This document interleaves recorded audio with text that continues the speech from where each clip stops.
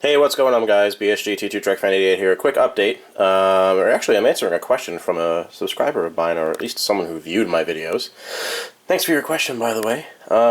They basically asked me, and they were afraid of sounding, kind of rude, and you were fine. It's a question. I like answering questions.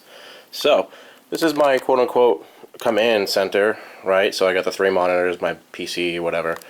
These are my monitor speakers that I purchased specifically to be able to sit here while on the computer doing whatever and listen to vinyl. Because obviously I have, my man cave home theater system here, but I don't sit in front of it. I sit over here.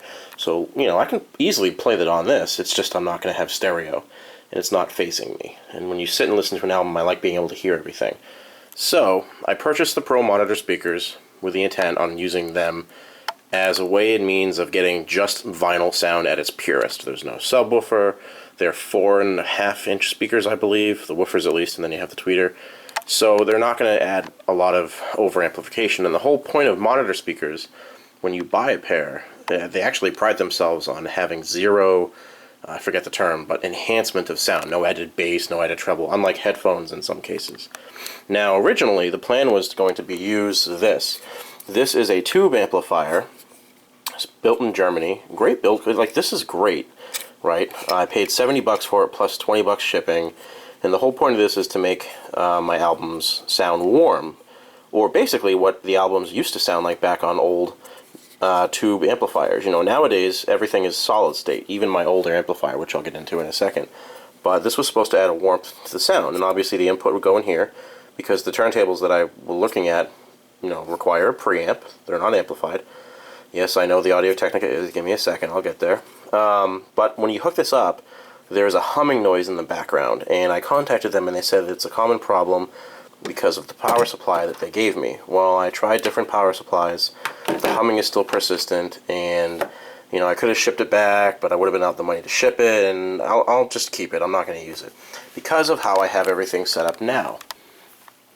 So as you guys might have seen before, I don't think I've done a review of it yet, but this is my 1982 Pioneer SX60 receiver, which not entry-level, not super high-end, but fairly expensive back in the day, especially for all the connections that it had. Because don't forget, back in the day, CD was brand new when this thing came out, so to have an actual CD input was pretty cool. But I also have the matching equalizer that you had to buy separate. Now, this, along with my Denon 4000 home theater high definition super duper awesome receiver, have pre-line inputs for a turntable with a ground. So to answer your question in long form, I don't have this hooked up to a receiver with amplification going to the monitor speakers. It's a line output, so it's literally just sending the signal to the amplifier, which isn't really amplifying it. It's just taking the line input and sending it to the powered bookshelf speakers.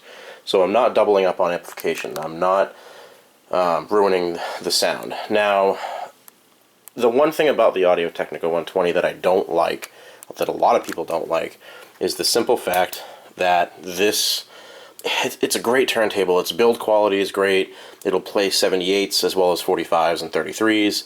Everything has a nice tactile feel to it. It doesn't feel like a cheap turntable. It weighs 25-ish pounds. And all the buttons have a metallic feel to them. Even the pitch control, even though the knob is plastic, everything has a great, feeling to it. And I'll make a review of this soon. And of course it has, anti-skate and weight control. But the one problem with this turntable is that it doesn't have direct line output. There is a preamp built into this thing, or an amplifier, if you will, that acts as a preamp to do one of 3 things. One, it has a USB output, so you can take your albums and upload them to your computer, which is nice, if not kind of redundant for my purposes, but that's fine. 2, it lets you hook this up to a receiver that doesn't have a line input or a turntable input, so anybody can use it and listen to it. And number 3, it allows you to be more flexible when it comes to your setup, especially for DJs.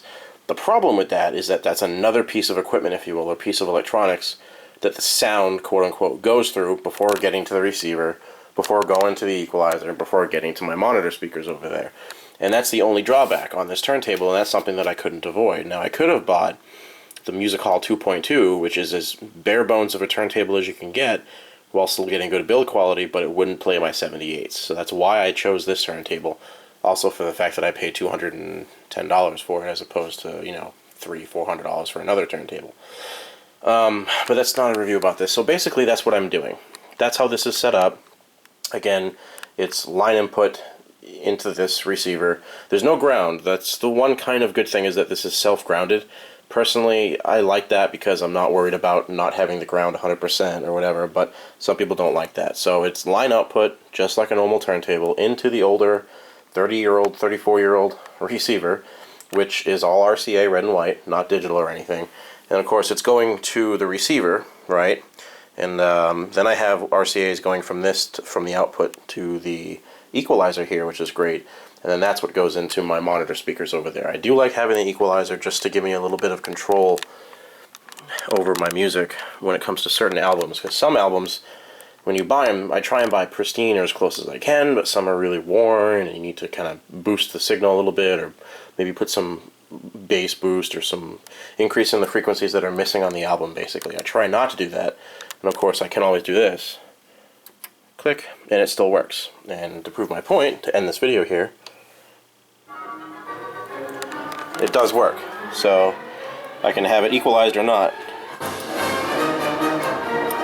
And again, just adds to a little bit of the frequencies that are on there. Anyway, this is BSG-T2 Track Fan 88 here. Any questions about my turntable setup, let me know. You know, I don't claim to be an expert or anything, but I do take pride when people ask me, you know, what my hobby is. It's home audio.